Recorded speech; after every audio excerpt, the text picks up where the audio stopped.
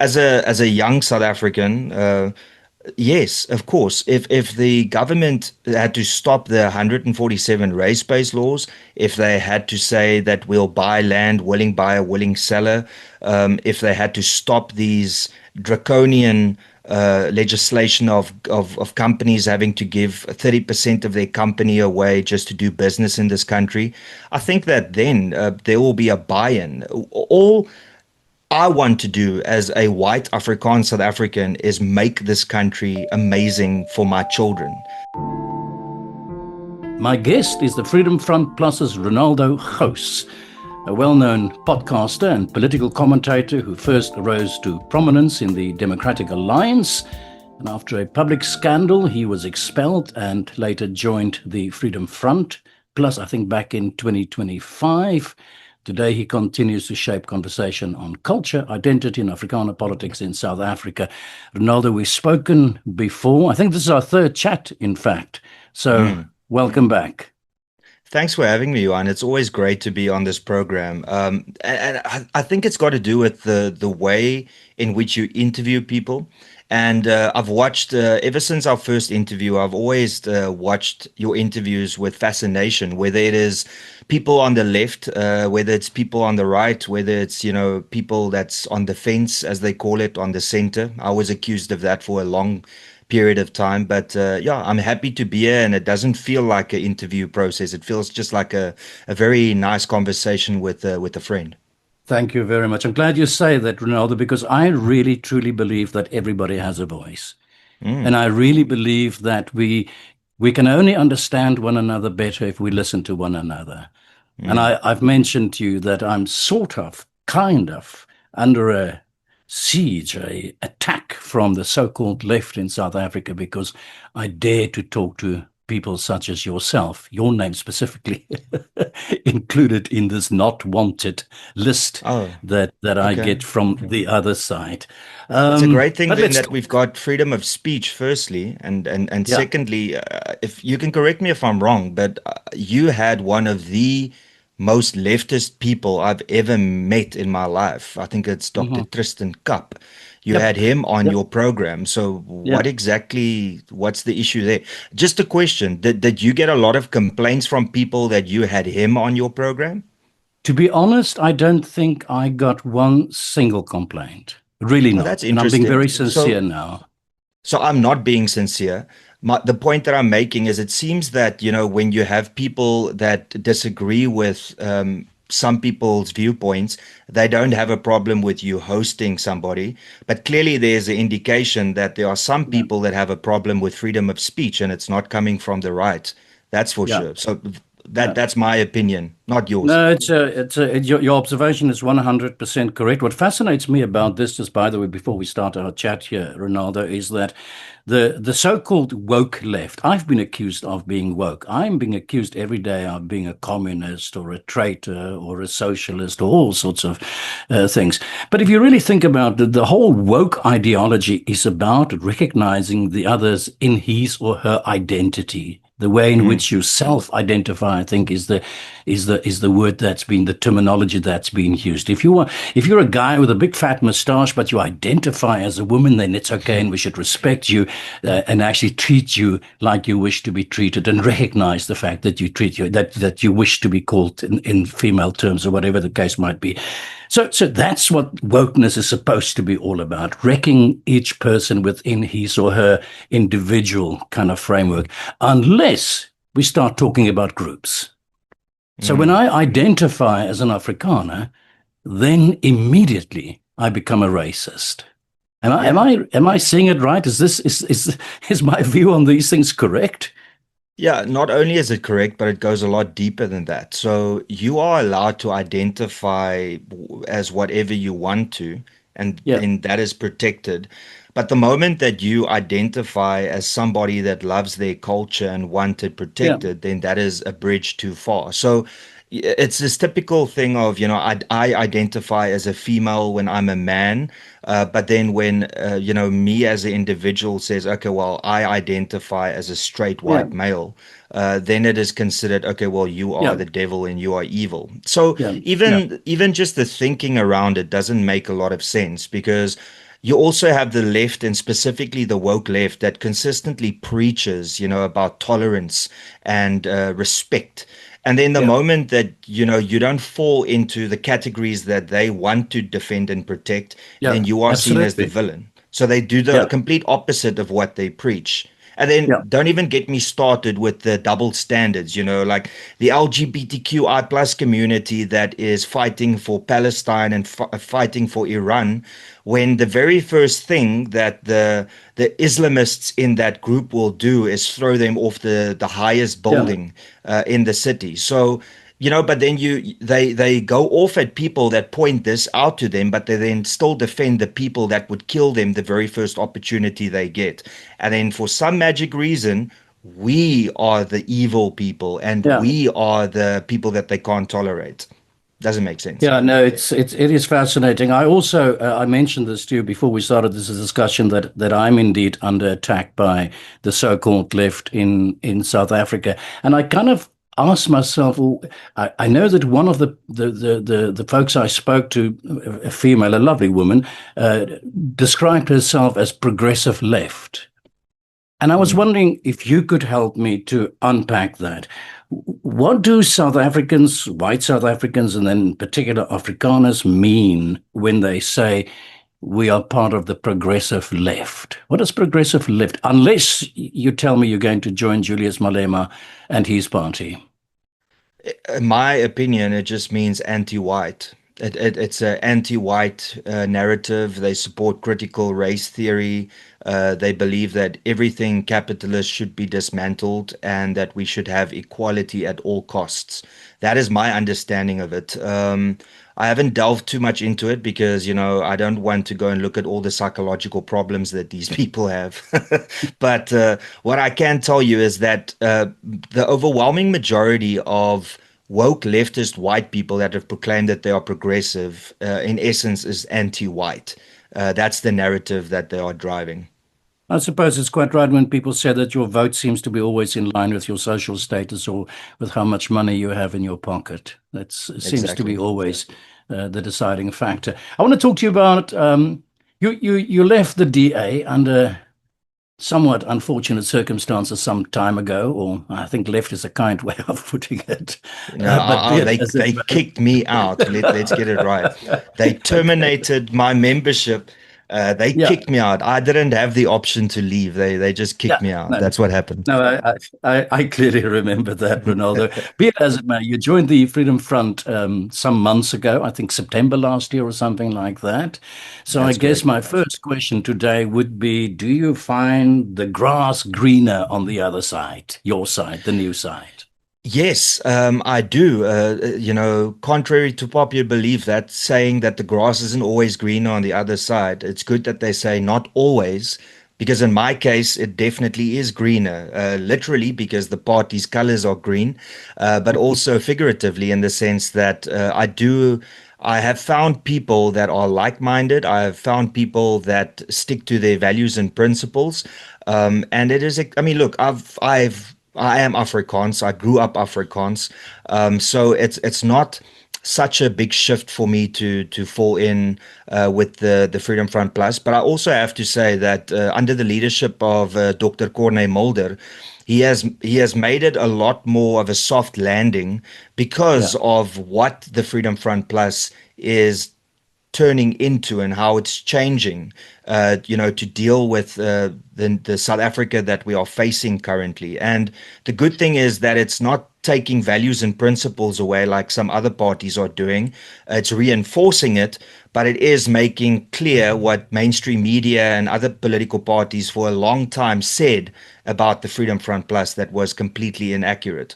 One of them is that the party is for white people only and only for Afrikaners, and that it would bring back apartheid, the old tactics, political electioneering tactics that's being tried. So I'm very happy. I have found a new home, and looking at what is happening at the party that I left, I didn't think I would say it so soon after, but 2 years, well, almost 2 years later, it looks like it's a big blessing in disguise that my membership was terminated there because I would not be able to stand for what that organization is standing currently.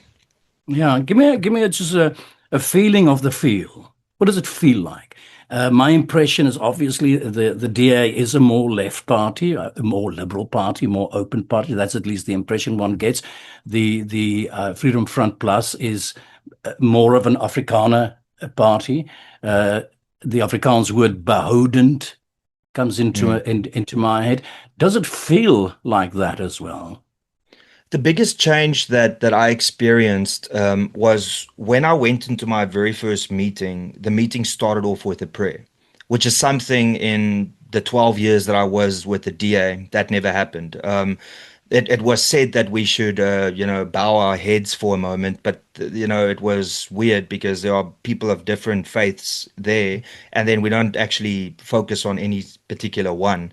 But the big difference was starting off and the amount of respect within the meeting, in the sense that people didn't butt in, people didn't go off on a tangent. There's a lot more discipline, if I can put it that way, Yeah, in the yeah. Freedom Front Plus. And just one of the examples of what I left behind is that you said here that the DA is a leftist, more liberal organization, but the Yeah. problem is that it seems that they are moving too far to the left, almost to the point Mhm. now where they are being indistinguishable with policies that the ANC wants. So I'm not Yeah. here to talk negatively about the DA. All I'm saying is the problem for many people out there, and a lot of people that were with the DA, whether they are members or whether they were public representatives or just voters that are now moving more to, the center and center right. 90% of them said that they just don't feel that the DA represents them anymore, and stick to policy beliefs that they stick to. It's almost as if the DA has Yeah. moved more to the left. Yeah. Would I be unfair if I say that sometimes one gets the feel that the DA is a little bit the white man's ANC? Or is that I can nasty to say it like that? No. Well, you're asking the wrong person because I don't have a lot of good things to say about the That's DA. why I'm asking you, Ronaldo. I agree with you. I mean, there's been a lot of references. I've been trying to avoid it for as much as possible to call the DA the ANC Lite, because when I was part of the DA, that's what already then what many people Yeah. called it. But based on the policy shift, supporting Bella now, implementing the Expropriation Act under Dean McPherson as the minister, and not really doing anything about NHI other than just taking it to court, which most people are doing. I would say yes, they've definitely moved more to the left, and I can see why people make that association between the ANC and the DA now. I want to talk to you today about Afrikaner, Afrikaner identity, Afrikaner self-determination, etc., etc. I'm going to talk about 235. But what do you think? And I've specifically mentioned 235 now. Why do you think that such a substantial portion of the Afrikaans vote had been taken by thus far by the DA? Why did so many Afrikaners walk over to the DA? I think in the late 90s. I Something think like it 70, was 75%, 80% Afrikaners vote DA. Yeah, I think the reason for that is because when we had, I mean, the 1994 elections was actually quite terrible for the Democratic Party, which ultimately transitioned into the DA in the early 2000s. But what happened was that the DA managed to get, a town here, a metro there, and then it started to implement, just the legislation, and it started to get clean audits, it started to get good service delivery. And because people were so desperate for clean service delivery or just clean governance, they Yeah, started jumping on that bandwagon. And I mean, that is what the DA has been promoted for the longest of time, is clean governance.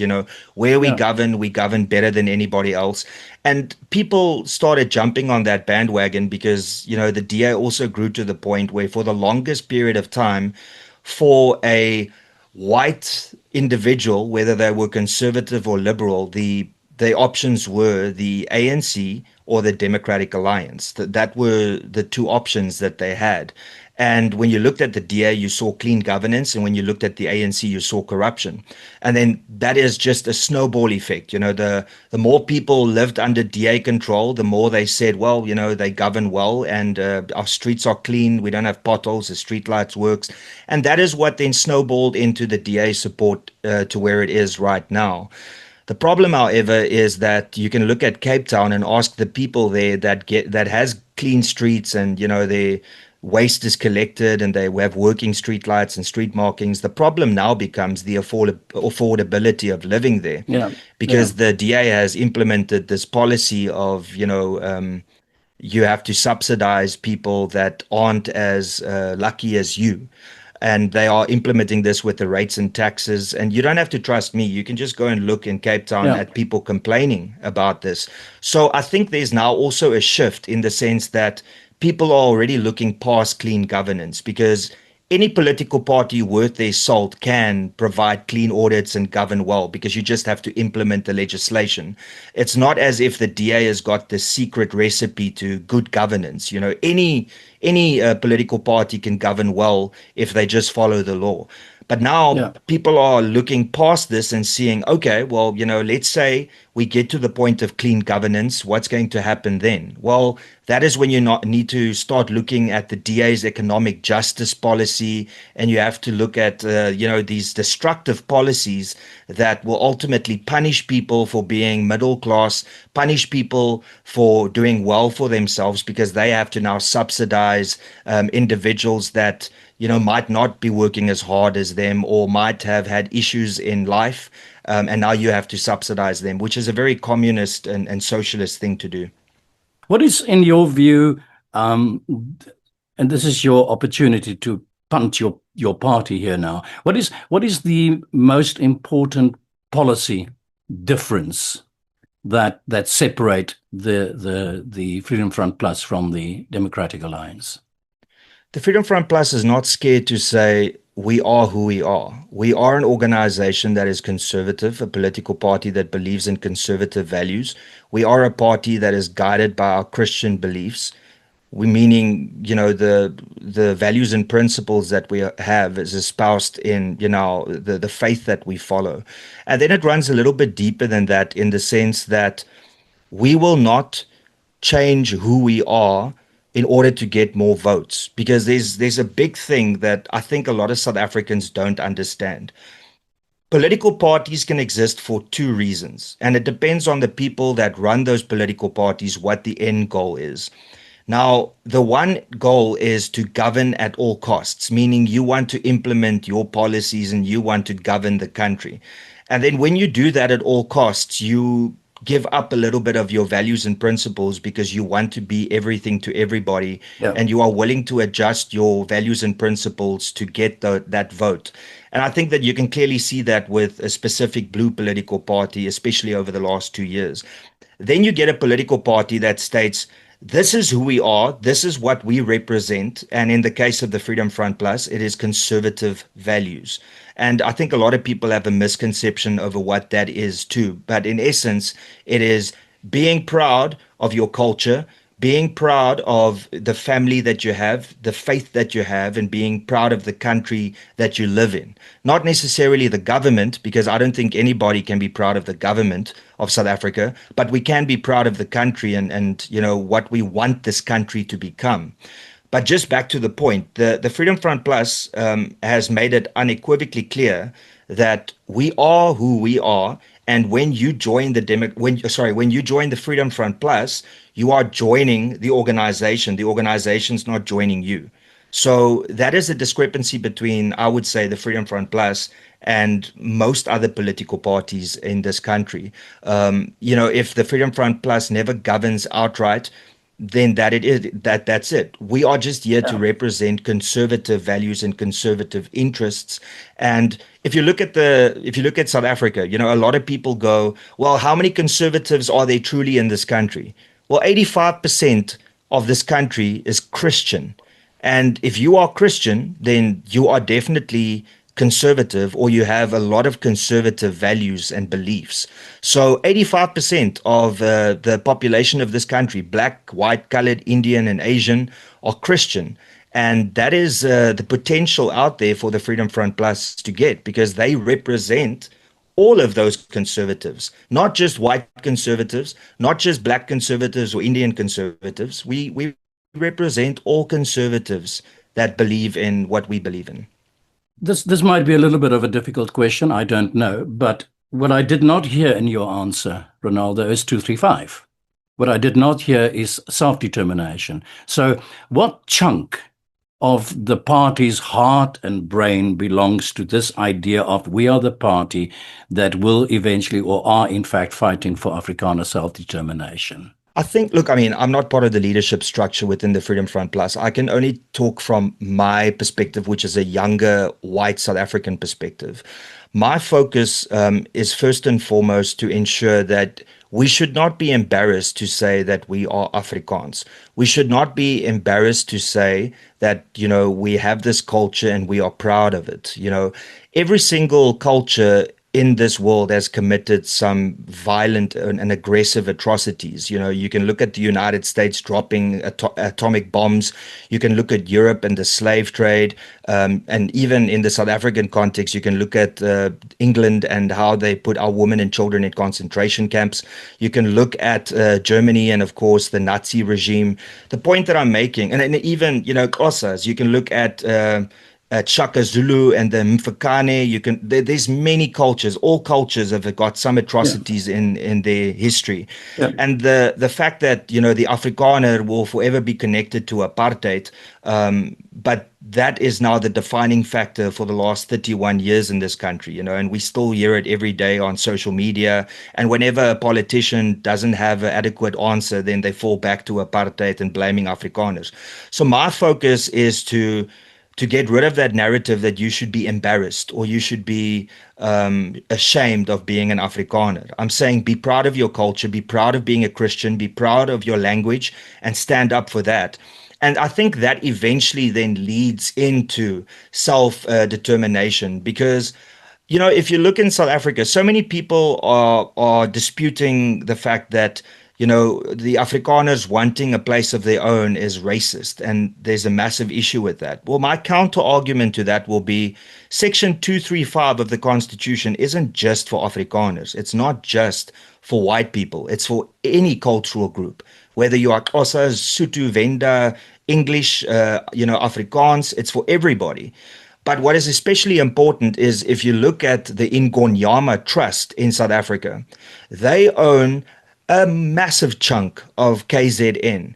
And that area is specifically to further the Zulu culture and their traditions. But yet nobody says anything negative about that, not even Afrikaners, because we respect it. So my argument is, if you don't have a problem with the Ingonyama Trust and how that is furthering Zulu culture, then why do you have a problem with the Afrikaner that wants to do exactly the same thing?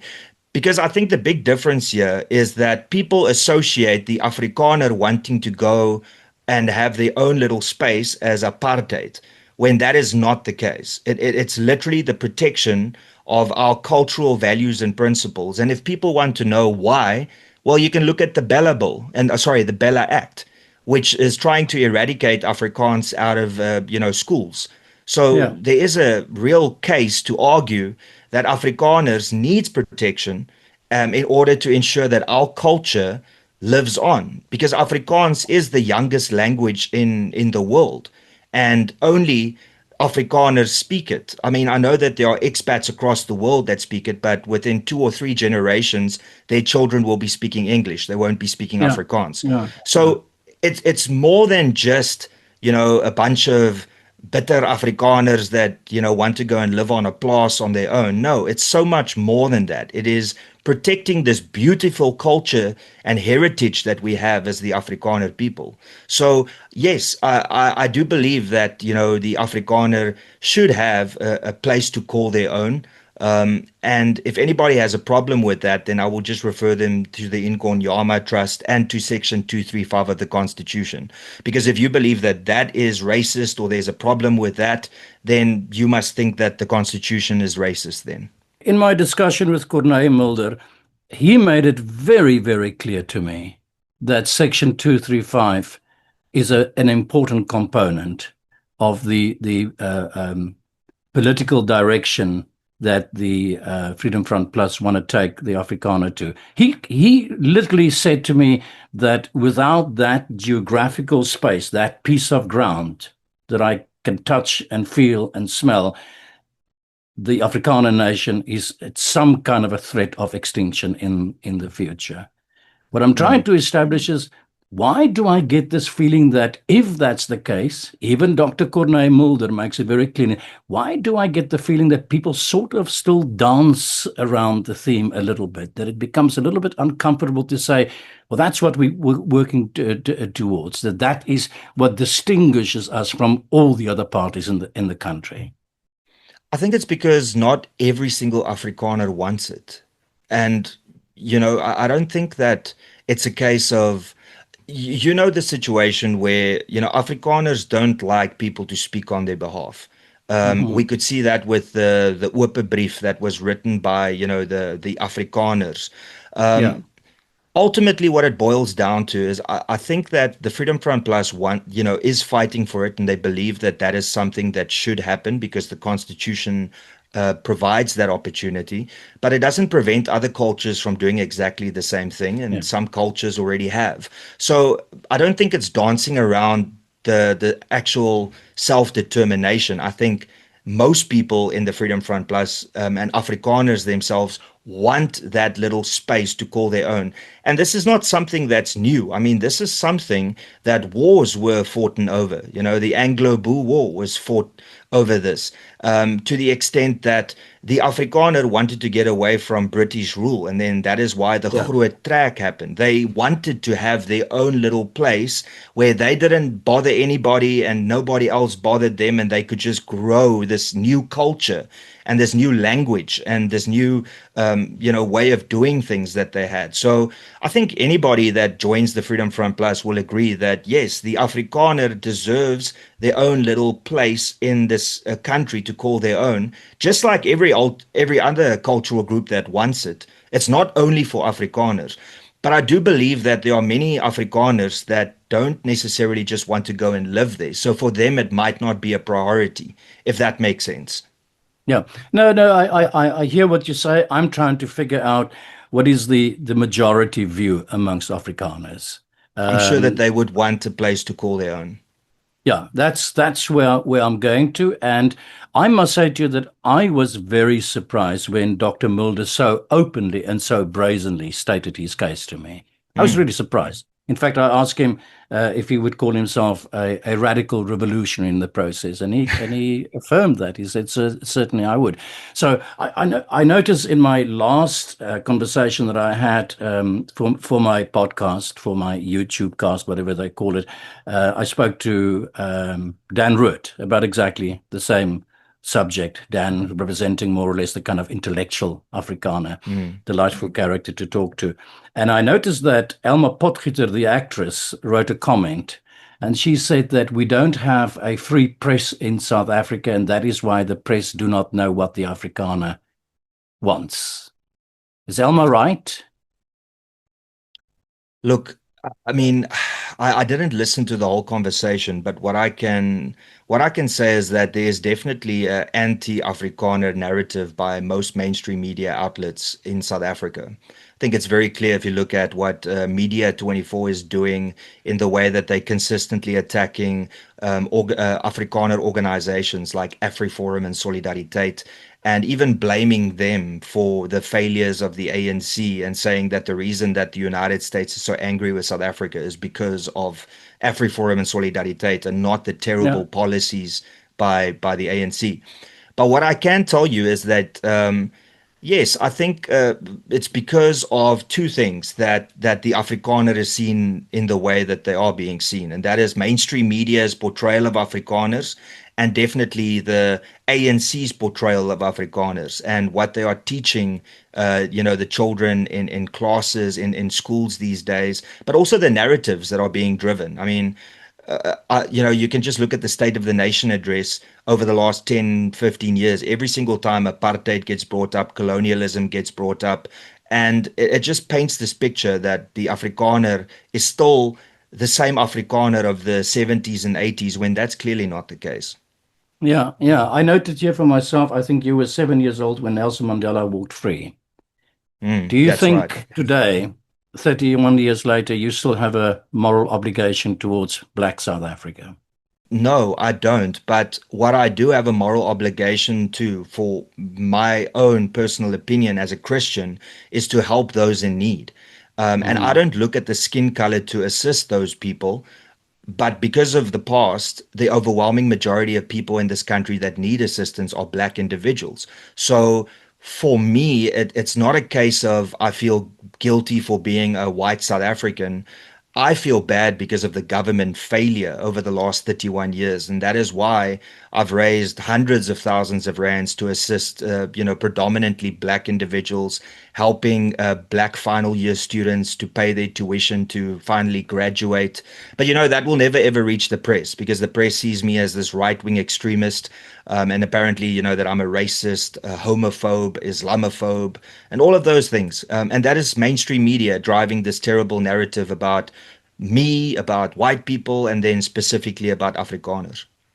The big story, seen from where I sit and seen from the European perspective, the way we look at South Africa, the big story seems to be the tension between the multicultural, multiracial democracy as an ideal, the Rainbow Nation. Everybody celebrated worldwide 1994 when South Africa finally became through, and this was a massive victory for the ideals of the multicultural, multilingual, multiracial democracy, and on the other hand, the idea of self-determination. Now, Mm. this is what I nearly said boss, your leader, told me the other day. He challenged the notion of the concept of South Africa itself. Mm. He said that those borders were drawn by the colonial masters in a very arbitrary way, and that Mm. it's not a real reflection. So he's challenging, in fact, the unit of South Africa and then we go back to 235 again. So Mm.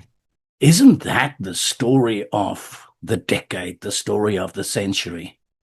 And if Mm. it is, why are we not? Why don't we read about this? Why is there not a discourse, a genuine discourse in South Africa around it? Well, firstly, I fully agree. I mean, everybody that is fighting so hard against self-determination and against cultures finding themselves again and living, in a community that they want to live in. I would just, use the EU as an example. Why is there different cultural groups within the UK and within the EU? Why in the United States are there 50 different states that all the power lies with the states itself, and federal government has got a weak oversight role over all of that? It's very unique to South Africa that we went from a state of apartheid, which is black people there, white people there, colored people there, and then suddenly in 94 to just become this mengelmoes of different cultures and different Yeah. provinces. And I think the important thing here is that there was a great opportunity that we missed in the early 90s when it came to adopting perhaps the American model or the European model, in the sense that KwaZulu-Natal, I mean, it's in the name. It's in the name.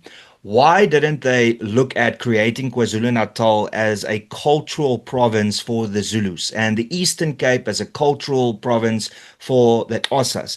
And I think what could have happened is, if a white person wants to move to the Eastern Cape, or if Afrikaner wants to move, you're allowed to move. But the Yeah. essence of those provinces would be to promote the cultural values of the people that reside there, or the overwhelming majority that reside there. And I think that that wouldn't have taken away from this Rainbow Nation idea. Imagine, as a tourist now, let's say that we adopted Yeah. that model, and a tourist comes to South Africa. At the moment, a tourist will go to Gauteng, and they might go to the Western Cape, and they might go to a Kruger National Park, and then they get back on the plane and they leave.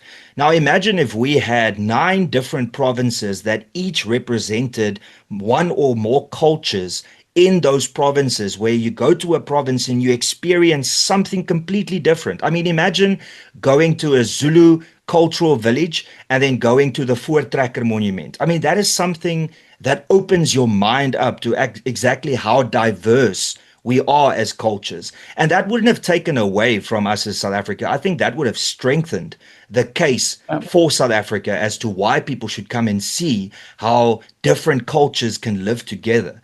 At the moment, it's almost as if the cultures, to an extent, is fighting for their existence, specifically the Afrikaner, because we are a minority.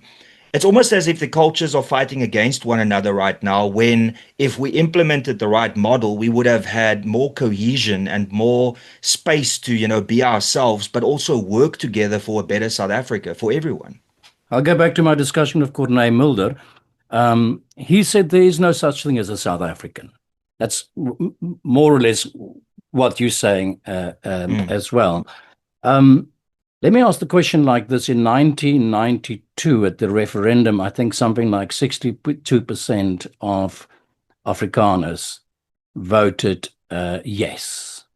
Would those 62% who voted yes for negotiations with the African National Congress, that's thus the creation of the multiracial South No, I Africa, mean, do you think no, they okay, would so vote let yes again? No, they would not vote yes. And I don't think it's along anything racial. I just think it's because of what has happened in South Africa and the state of South Africa. I think Yeah. that if you look at the state of the SEOs in this country, if you sorry SOEs, the state what is it, state-owned enterprises. If you look at the roads, if you look at the infrastructure, it's completely collapsed. And I think that the thinking there would be that I'm sure that especially the Afrikaner and the English or white South African would think, if we had an area that we could call our own, we would have been able to do a lot better. And this might be taken as very controversial, but I think if people ask themselves, would they continue to live in this South Africa with 70 murders a day and a violent sexual crime every few minutes and Yeah. 147 race-based laws that discriminate against white people? I don't think it's that outlandish to, if you have to ask a white South African whether they want to live under this, that they would say no. And I don't think Yeah. that it's them being racist or them being against a multicultural society. I just think that it's them looking at how they are being discriminated against in 2026 and how they are used as scapegoats for ANC failure, that they would go back and say, no, thanks, we're not interested in this. We would rather go on our own. What do I'm you being think? Can provocative. I ask that? I Can I flip it around? I'll tell you now because I'm being a little bit provocative because it is for me the way if I look at it from outside, it seems to me the tension is between exactly that and that is not actually. There's not a focused discussion around it. You hear the rumors and you Mm. listen to voices, but they don't. There's not, at least not in the South African media, which is what I think Elma Potgieter refers to. Um, I think a lot of Afrikaans folk, myself included, bought into this idea of a multiracial society, a multiracial democracy. And I think a lot of it has to do with the charisma of Nelson Mandela. So Mm. where I'm going to with this discussion is that I do really get the sense and believe that the Afrikaner really in goodwill committed himself to the creation of the new South Africa, to the creation of the Rainbow Nation. And Mm. 30 years later, find themselves deeply disappointed at the outcome of it all. And of But course, it's just very easy to start analyzing where the problems lie. Why did it all fail? The I don't government failed. I don't see how any person that is rational can look at the Afrikaner and, like, let's call it white people, because it affects not only Afrikaners, it also affects colored people and Indian people, the minorities in this country. If you just look at the fact that in 94 when we transitioned and we became a democracy, I think everybody was on board based on what Nelson Mandela, like you rightfully said that this country would be, that Yeah, never and never again shall it be that one will experience oppression by yeah, another. that yeah. was that was the words uttered, and that is plastered all over, in South Africa. And then you fast forward 31 years later, and you've got 147 race-based policies that discriminate against people on the color of their skin. So I think the Afrikaner and white people in general, as well as colored people, which unfortunately has never actually been, I would say, one of the predominant respected cultures for the reason that during apartheid they weren't white enough, and now during democracy they aren't black enough.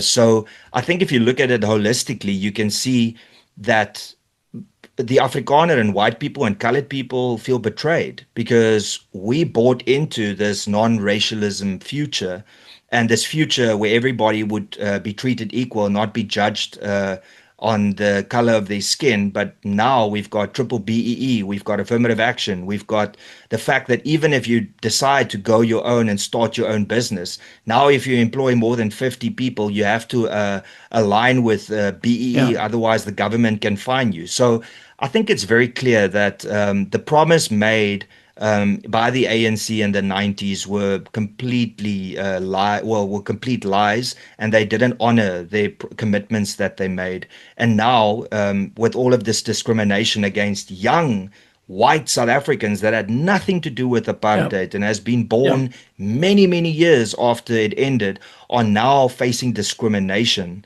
So exactly how is that different? Like, I'm not talking about apartheid as a whole. I'm talking about the race-based policies.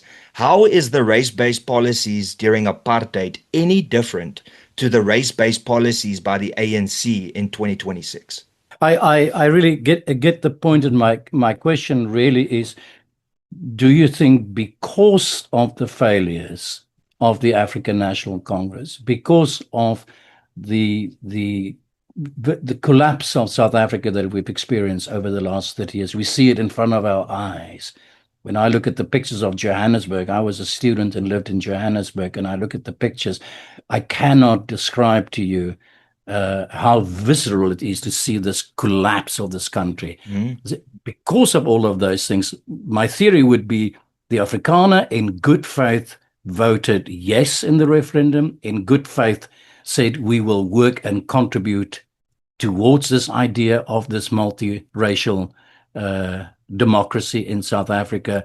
But in the process of the failure, there seems to mm. be a turnaround and a greater call for self-determination.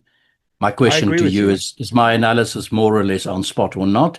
Because on the left-wing side of the so-called left-wing side of my Afrikaner friends, they say, no, this is total nonsense. We are quietly happy and working towards the fulfillment of the rainbow ideal. But it's once again, I need to ask them, do they live behind security gates? Do they have a guard at night protecting their property? Like, and then when you have to look at it, you have to ask, are they in a beneficial position where they live in this little bubble, where they don't have to go, often into the streets to go and work in South Africa? Do they work from home? There's so many different factors at play here. And you see a lot of this, especially now after the whole genocide claim by Donald Trump. So many people posted videos of them by the pool saying, "Oh, look at this white genocide in this Yeah, country."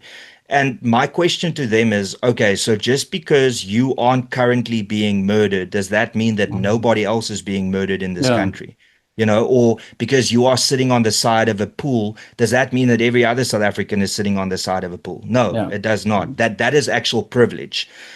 There's two reasons, I think, if I have to sum it up, why, if there had to be a vote now, that most white people and colored people would vote no. It's because of the complete collapse of service delivery and the complete lack of actual governance in this country. And then the second thing, I think the more important aspect is the discrimination against these races and cultural groups. I think those are the yeah. two main reasons why people wouldn't vote yes. It's got nothing to do with this person is black or this person is a colored. It's got everything to do with the fact that you and your children are being discriminated against, Yeah. and that you Yeah. pay taxes and you pay rates and taxes and you pay VAT and you pay the fuel levy and you pay all these things, and it just goes down the drain. I mean, I think it was 5 days ago, I had to pay my provisional tax. And you know how sad it is? It's like sending your child off to university knowing that they are going to fail and you just wasted a bunch of money. My line of questioning is very specific, Ronaldo, because as I said, I look from abroad, so I might have a different impression on it. I want to jump from what I just stated now. My theory is that Afrikaners committed themselves to the Rainbow Nation not only through the 62% yes vote, but through the embrace of Nelson Mandela and the creation on the ideals, the fantastic dreams we had around the idea of this multicultural rainbow nation. That has collapsed in the meantime because of laws like BEE, because of Bella, because of expropriation without compensation, etc., and because of the state has not delivered, the destruction of the state through corruption or just simply maladministration or incompetence or whatever you want to call that. So the sticking points that we can point to is BEE. I wrote it down there for myself: expropriation without compensation, Bella laws, kill the Boer, Malema singing kill the Boer, and of course things like our need for and want for creating farm killings a priority crime in South Africa. That's more or less the sticking points that we can define in this whole thing. I would If argue we can NHI find, though. I think and then adding NHI, now assume, my question is, if we can find compromise on these things, if we can cut deals with the African National Congress and the majority of Black South Africa that will alleviate a lot of the pressure and the pain of these pain points, do you think that will change the atmosphere and that people will then automatically return again to embrace the ideals of the multicultural, multiracial rainbow nation? Without a doubt. Without a doubt. The thing that I'm not that young anymore, but I would say a born free, even though I wasn't really. I was born during apartheid, but I was too young to understand it.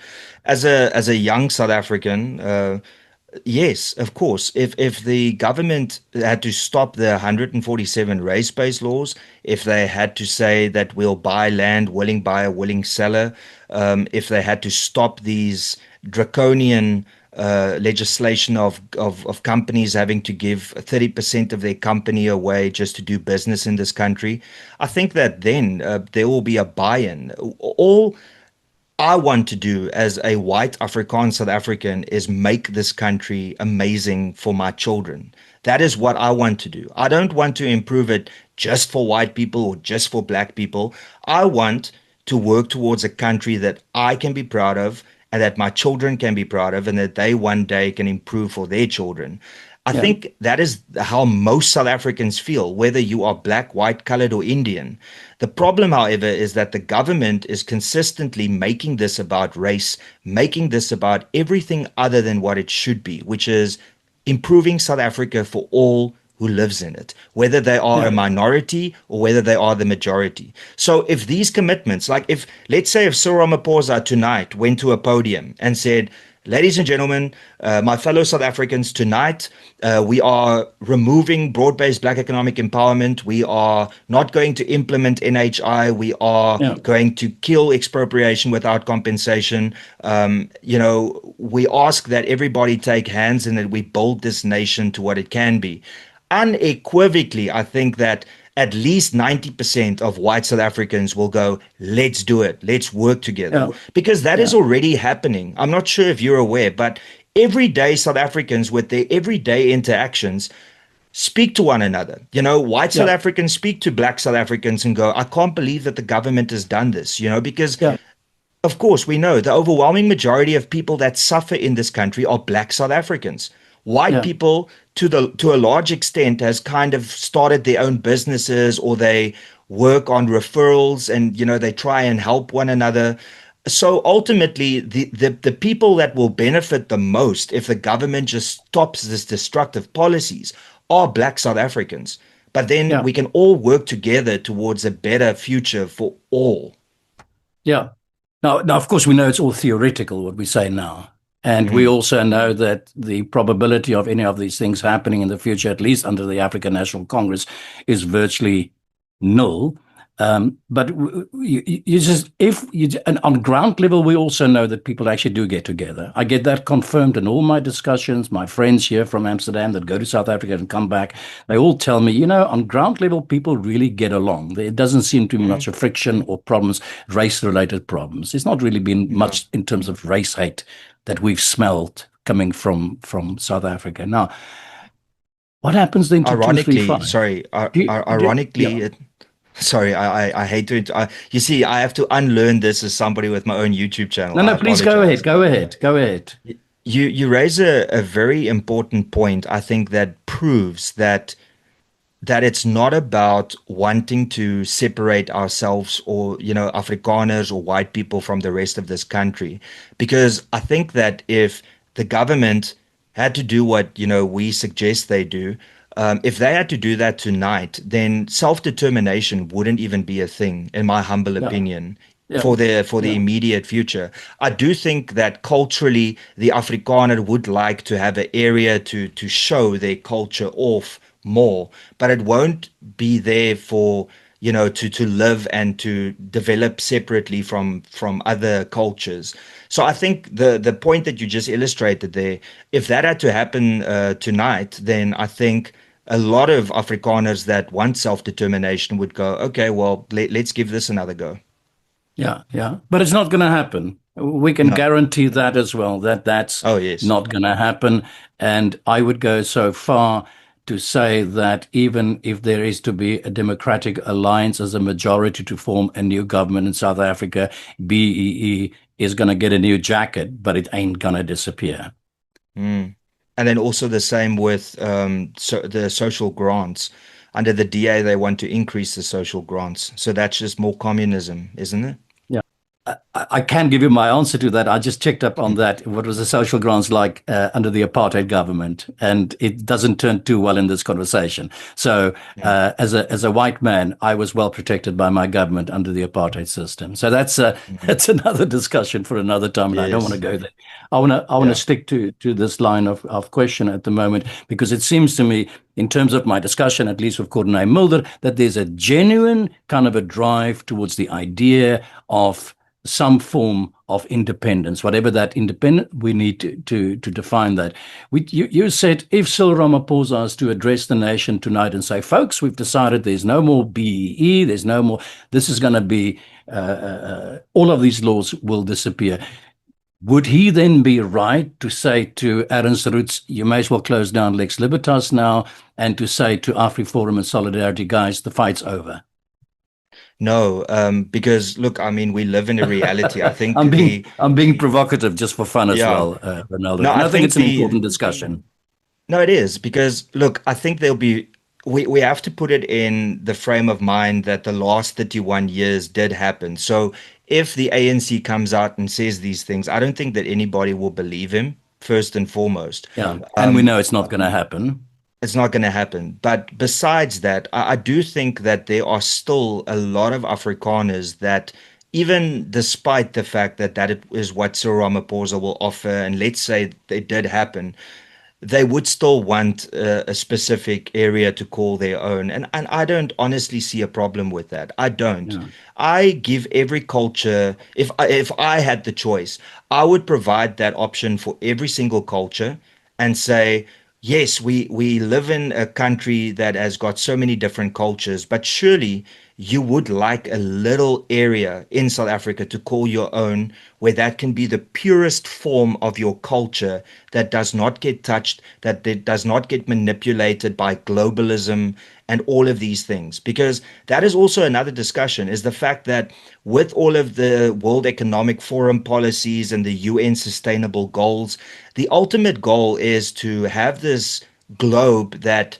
all talk the same language, all act the same, have the same laws, and that is not conducive for yeah, cultures. In yeah. actual fact, it is the complete opposite, and that is why I'm so surprised that some political parties, especially liberal ones in this country, that is driving that globalist narrative, have not been taken on by people that value their cultures, Yeah. considering that, we are a nation of so many diverse cultures and we don't want to be individuals. But yet that is a narrative that's been driven for the longest period of time by, Yeah. globalists. Yeah. Well, we know that they've said before, the more you globalize, the more we want to localize, and you see that in the Exactly. European Union. You see it on smaller scale within countries as well. I know you have a plane to catch, so I'm going to rush through just the last couple of questions, which I'm going to connect specifically to exactly what I asked Corné Mulder a week or 2 weeks ago. And I just want to run through these questions with you. And you can either I ask Corné just to give me a yes, no on these things, but if you want to qualify them, you can please go ahead. But my question is very short. Is the survival of the Afrikaner, his culture and identity at stake today within the current South African status quo as is? That means within the constitutionally based democracy of South Yeah. Africa. Yes.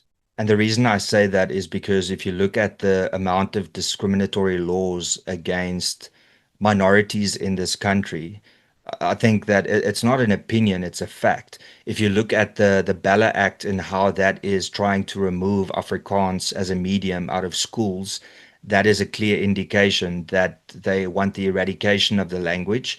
And if you look at how they are renaming places in this country, taking away, the cultural aspects of a lot of towns Yeah, that was built. Referendum. Graaff-Reinet is one example of that. I mean, and the importance of Graaff-Reinet is so important because that is where the Groot Trek, started from. Correct me if I'm wrong. I believe that that's where it's from. But besides that, if you just look at the statues that are being vandalized, if you look at just the way that the culture is being treated, I think it's very clear. And then you have politicians that sing "Kill the Boer, Kill the Farmer," and a constitutional court that says there's nothing wrong with that song. Yeah. That is why my answer is unequivocal yes, because Yeah. if people show you who they are, believe them. And that is what's Yeah. happening in South Africa. Do you believe that the unitary state, this is a very fascinating question in terms of looking at South Africa from abroad. Do you think that the unitary states, the South Africa's borders as was drawn up by the colonial masters, do you think it was a historic mistake?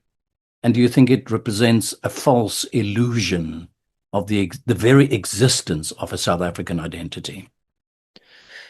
Uh, it's a difficult one to answer because, all across the world, people are living across those lines, whether it was done 200, 300, 400 years ago. My take, it is what power you as a government allocate to those provinces, to those areas. Like I said earlier, I think that it would have been a better solution if we went, the trickle down power so that the provinces have got more power. But if they wanted to redraw maps and allocate cultural areas for specific cultural groups, I believe that that would have been the better alternative. But just because the Eastern Cape is, drawn on a map, it doesn't change the fact that it can still be transformed into a cultural area for the Xhosa, and KwaZulu-Natal can be a cultural area for the Zulus. And Yeah. we can argue where we want the Afrikaner and where we want the British or where we want the Vendas and the Sutus. So for me, it's I think that they could have done better, but I don't think that it's the be all and end all. You can still make use of what you have right now. But I do think that a big problem in this country is how much power the national government has. I think one of the big things that we need to fight for, along with self-determination, is the devolution of powers down to the municipal level so that Yeah. you have a lot more power in your municipality. Because who knows better what is important in your town or in your province than the people that live there? I can guarantee Yeah. you that the government doesn't know what is better for a municipality or for a province than the people that live in those respective Yeah. areas. Yeah, just in terms of devolution of power, I did a little bit of research about that. It will appear to me, and I might be wrong, that there's not a single municipality in South Africa where you can talk about a white majority. I think they say Mossel Bay comes about the closest, something Mm. like 37% white composition. But in effect, that means that wherever you go in South Africa, even on the most devolved level, local Mm, level, you are still outnumbered. And that has a different, it kind of gives a different character to the idea of devolution of power and its meaning. mm. But you see, the problem has never been truly about race after democracy. The problem has been government failure.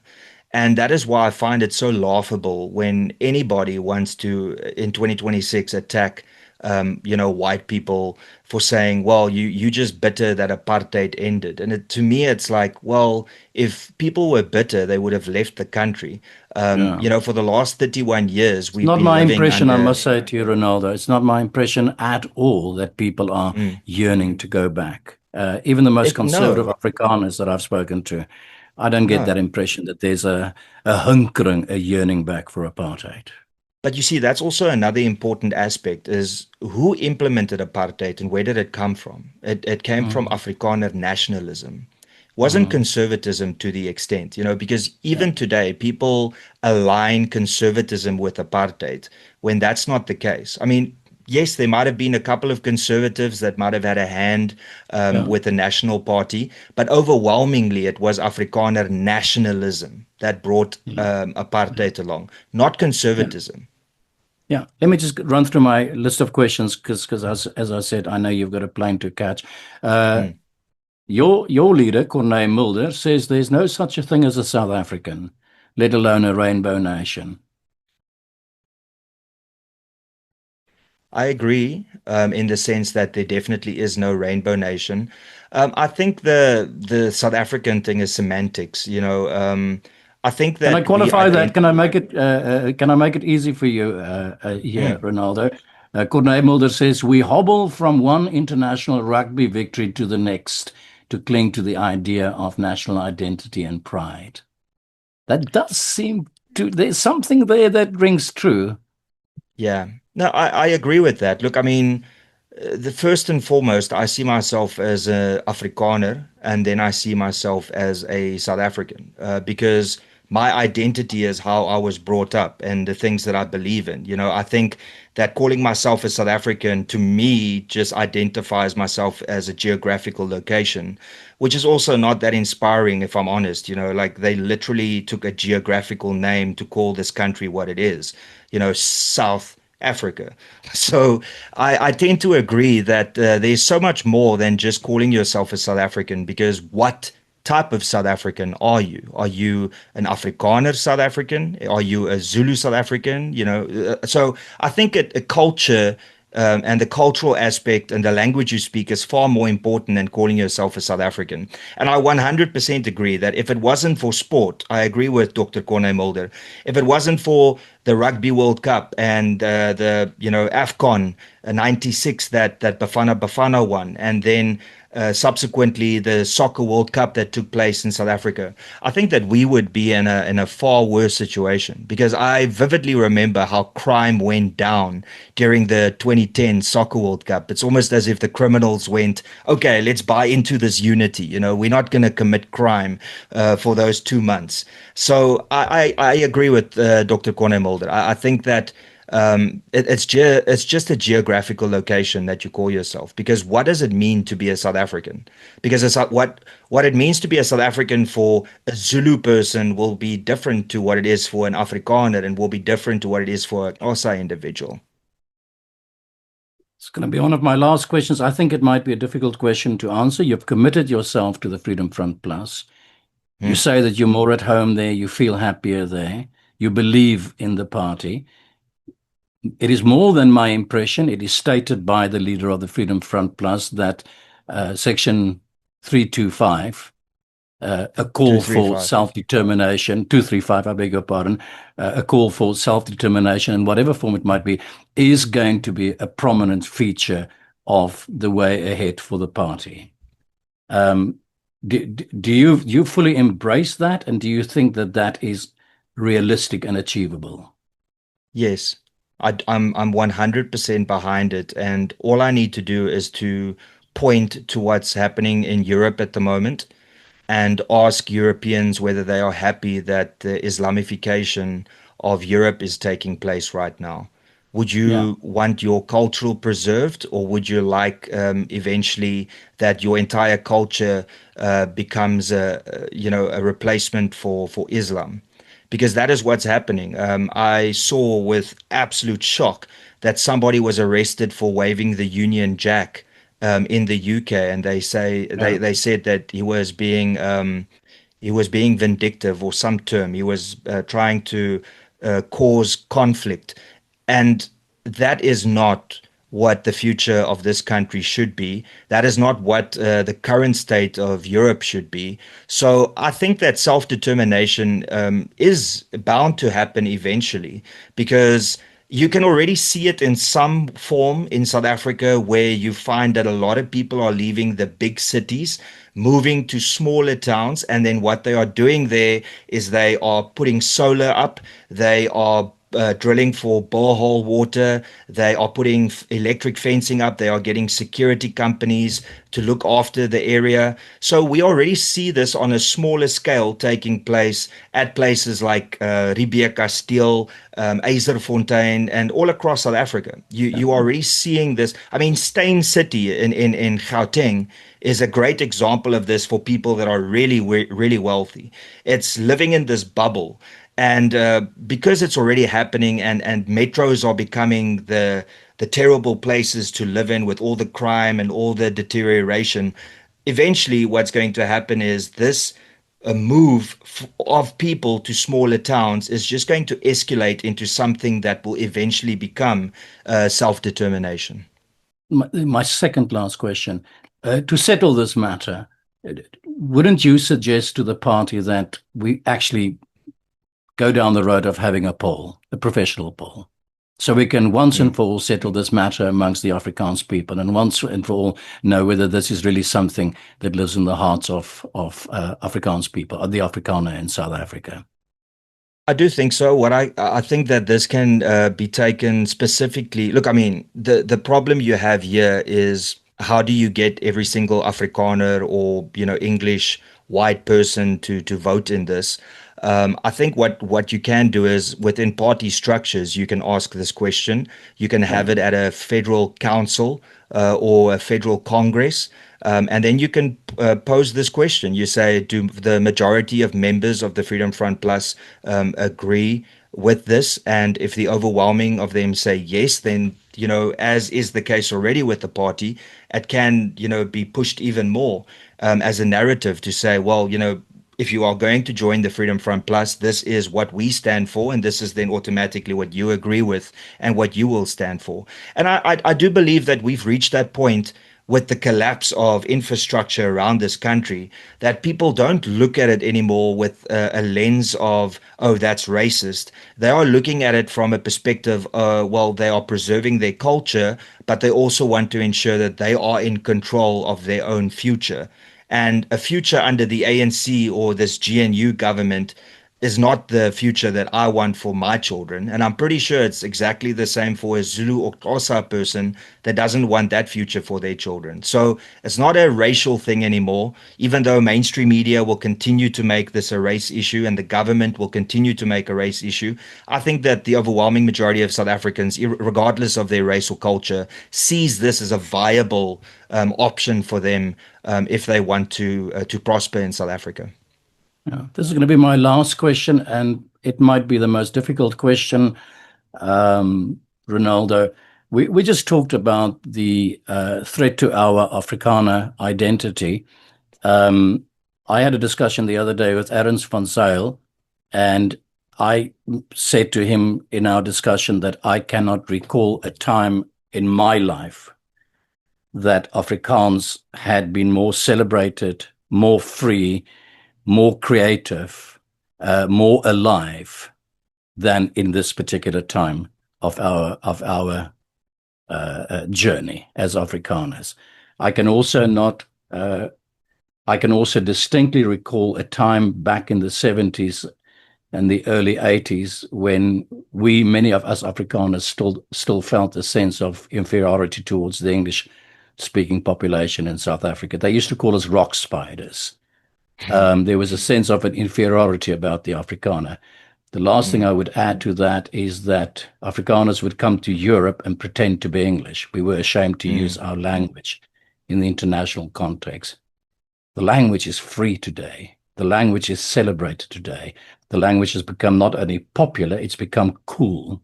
Not that I'm being told that, I can see it and experience it even here in Amsterdam.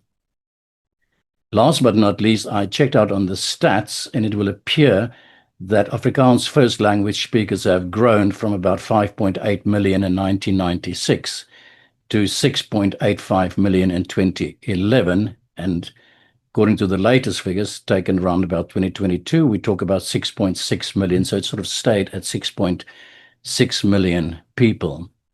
So in all of this, isn't that a contradiction in terms of what real stats show us in terms of our status, our place, and in fact how well protected our language is within the broader South Africa? No, that's a false equivalence because that is not because of the government. That is despite the government, and that is because Mhm. so many But isn't various that the different. beauty of that? Isn't that the beauty Yes, of that, Ronaldo?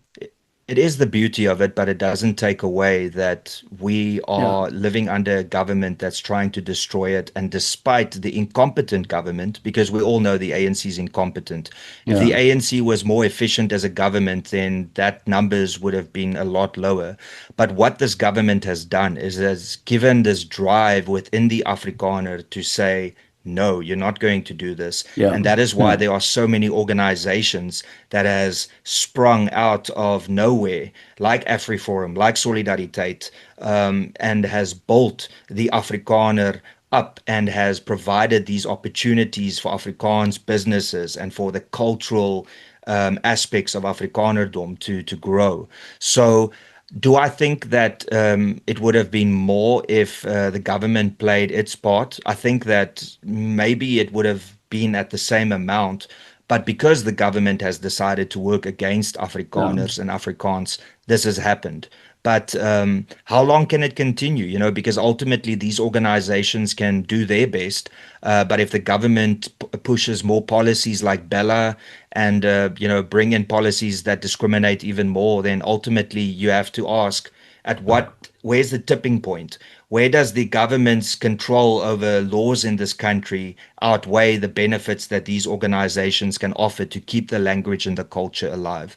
So I think the numbers that you are reading is despite the government, and it's because yeah. of such a hardkoppige fight back of the Afrikaner, which is typical of the Afrikaner. I mean, Yeah, and I yeah. love it. That is Which what is makes us unique. Ronaldo, which is, and we'll end with this, which is why I love the Afrikaner, which is Yeah, why I'm so proud to be an Afrikaner, which I same here. think is the spirit that will carry us into the future as well. And you're quite right, despite is the word to use there. But that is Mm. something to celebrate. That is something to be proud of. And that will guarantee, I think, your future as well in that beautiful Mm. land. Ronaldo, thank you very much for this discussion. Sorry that I took the last words, yet perhaps you'd like to have a parting word. No, as always, Yuan, your program is absolutely amazing, and I highly recommend it to everybody that I come across. Keep up the great work. Thank you for the phenomenal work that you do, and for allowing voices of all South Africans to feature. So, if there are some people that have issues with who you feature, you can tell them where to get off. Use that Afrikaner in you to tell them to fuck off. Thank you, Ronaldo. Thank you for the discussion. You've got a flight to catch. I wish you well, my friend. Thanks so much. Thank you very much.